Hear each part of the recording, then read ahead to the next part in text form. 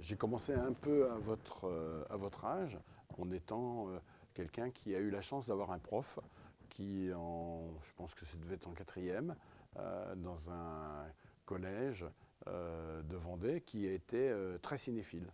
Et à l'époque, professeur de français, et qui nous communiquait ça en plus. Et ça a été pour moi une découverte. Ça a été quelqu'un qui nous parle euh, de films classiques. Et puis et aussi à l'époque, il est arrivé une petite anecdote.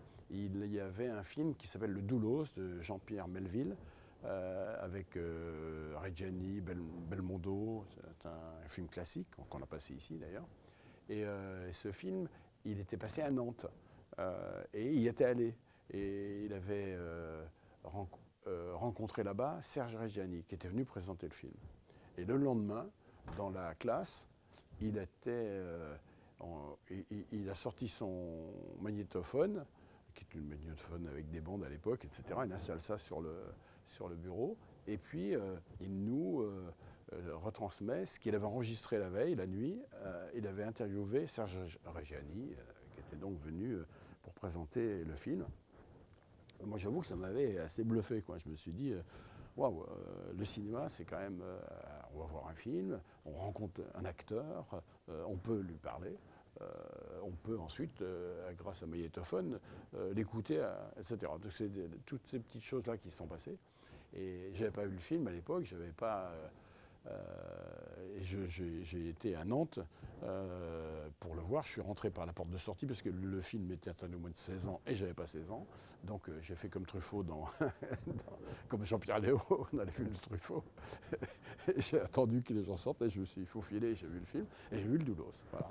Et ça a été pour moi un petit peu un choc comme ça, une découverte. Et j'ai vu d'autres films. Je n'étais pas particulièrement dans une famille qui était disposée à ça. Hein. C'est plutôt des gens simples et agriculteurs, et donc pas particulièrement. Mais c'est devenu pour moi comment dire, une passion qui s'est développée à partir de ça. Et puis à partir, comme vous voulez, j'ai fait des études ici, à la Cato, ensuite. Et puis très vite, je suis rentré dans le métier comme ça, par des comment dire, animateurs, dans une maison de la culture qui n'a pas été construite, mais qui a été en préfiguration ici. Et puis voilà, donc j'ai vu beaucoup de films. Je voyais presque tous les films qui passaient à Angers. Il y avait une douzaine de salles. J'arrêtais pas d'aller au cinéma. Et puis le week-end, j'allais aussi avec des amis à Paris et on partait le samedi matin et on voyait des films à partir de midi et jusqu'à le dimanche soir. On voyait que des films. Donc c'était un petit peu une folie. En même temps, je travaillais parce qu'il fallait que je gagne ma vie pour payer mes études. Donc on arrivait à être assez fou pour faire tout ça. Et le cinéma, ça a été vraiment très moteur pour moi.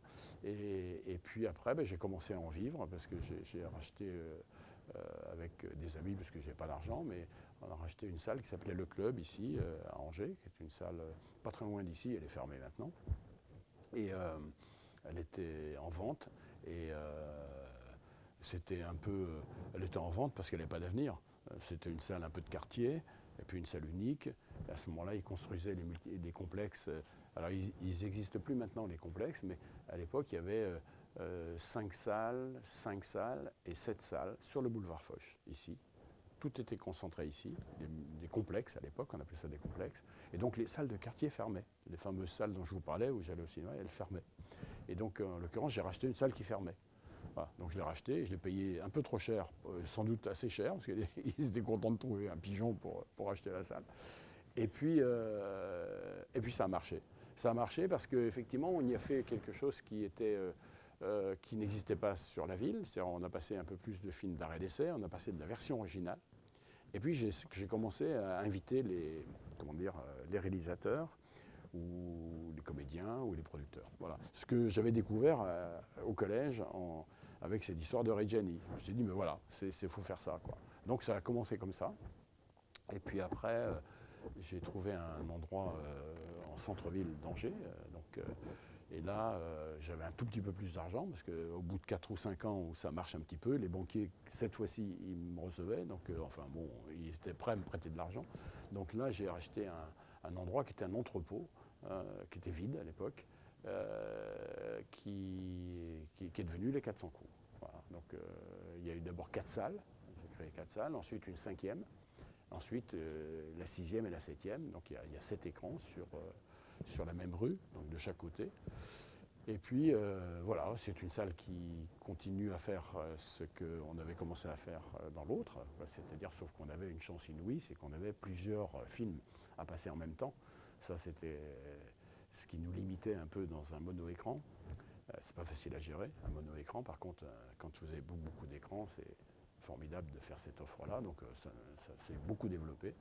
Et puis aujourd'hui, elle marche bien. C'est une salle qui fait plus de 300 000 entrées, 340 000 entrées cette année. C'est formidable, un beau succès. Et puis, qui est devenue aussi la rue Jeanne Moreau, puisque c'était la rue Claveau, mais puisque Jeanne Moreau a été liée, on en parlera peut-être tout à l'heure. Mais voilà, c'est une salle où précisément on reçoit des réalisateurs, on reçoit du public, beaucoup de public jeune, parce que tous les matins, il y a des séances supplémentaires qui sont faites à la demande. Même mon équipe, on leur demande pour 12 élèves, on fait une séance. C'est pas grave. Donc, parce que bon, il y a 7 écrans, autant qu'ils soient. Les films commencent à midi, donc entre 10h et midi, on peut tout à fait faire des séances supplémentaires. Donc on les fait. Et puis on reçoit des associations, on reçoit des gens qui animent, qui proposent des films aussi quelquefois et qui font des animations. Puis on reçoit des réalisateurs qui viennent. Alors évidemment, quand c'est Jean Dujardin, ça remplit la rue au-delà de la salle, parce que la grande salle ne fait que 240 places. Mais on est souvent, voilà. Et puis à partir de pour terminer sur cette partie de ma vie ici à Angers, c'est que au bout d'un certain nombre d'années comme ça, je me suis dit ce serait formidable de faire un festival, parce que ce qu'il y a de bien dans une salle commerciale avec 4 écrans, 5 écrans, 7 écrans, c'est que vous avez une offre formidable. Maintenant aussi, vous avez une offre qui est déjà un peu préparée par le marché lui-même. On prend les films qui sont sur le marché, on prend les films qui sont distribués, vous voyez. Bon, donc c'est un peu... vous faites des choix, bien sûr, mais c'est des choix un peu déjà prévisibles. Un festival, c'est autre chose. Ça peut devenir un lieu d'aventure. Et là, on peut faire des découvertes, on peut montrer des films qui ne sont pas dans le commerce, qui ne sont pas diffusés. Et on a choisi, moi j'ai choisi de faire des premiers. Voilà, donc de partir sur l'aventure encore plus aventurière, parce que c'est des débutants, donc des gens qu'on ne connaît pas et dont on va montrer les premiers films. Et vous avez vu un petit peu aussi le mélange de ce qui se passe ici. Il y a des réalisateurs, mais il y a du public, il y a beaucoup de public. Et ça, c'est essentiel pour eux, parce que d'un seul coup, ils arrivent ici, un peu solitaires, parce que quand on fait un premier film, on n'est pas très reconnu, hein, au-delà de sa famille, de ses amis. Donc ils arrivent ici, et d'un seul coup, ça devient quelque chose qui leur donne, en général, hein, un peu de l'énergie, de l'enthousiasme, parce que en général, bon, le public, il est assez respectueux des films ici, hein, mais en même temps, le public, il juge, hein, mais on choisit des bons films, j'espère, donc la preuve, et donc les gens qui en repartent, en général, sont plutôt contents, et ça les aide pour faire le film suivant.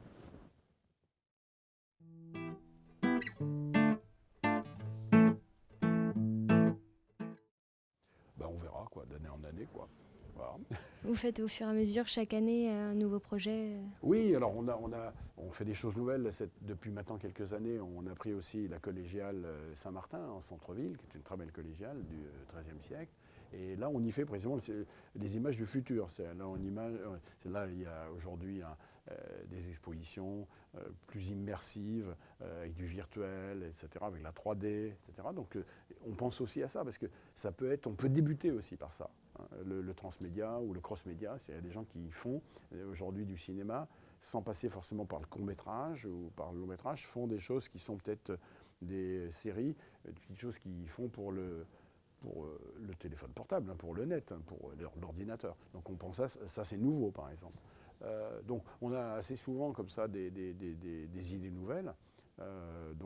Cette année aussi, on a fait quelque chose avec une équipe en 54 heures. Un film est fait alors, par 8 groupes différents. Donc c'est toute une histoire.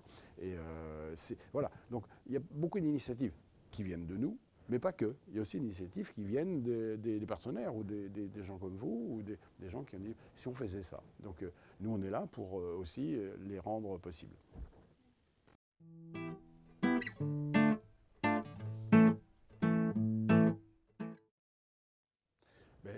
Là, bon, nous, ici, on a quelque chose qui s'est instauré, c'est qu'il y a des professionnels, voilà, aussi des jeunes professionnels. Mon équipe de programmation, c'est des gens qui sont assez jeunes, hein, je pense que c'est entre 25 et 35 ans, mais ils sont pros déjà, ça veut dire qu'ils ont déjà fait ça, ils ont déjà expérimenté.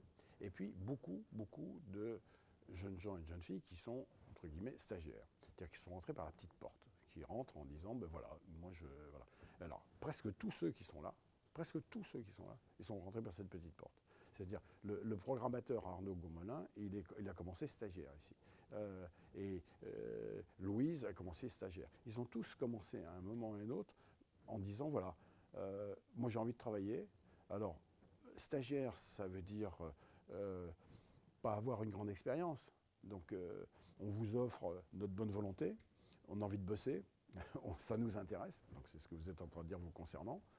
On a envie d'en être, on a envie de travailler. Bon, alors nous, on est de l'autre côté, on se dit, attention, on veut bien faire rentrer quelqu'un, mais qu'on ne perde pas de temps non plus, parce qu'il faut que ce soit efficace.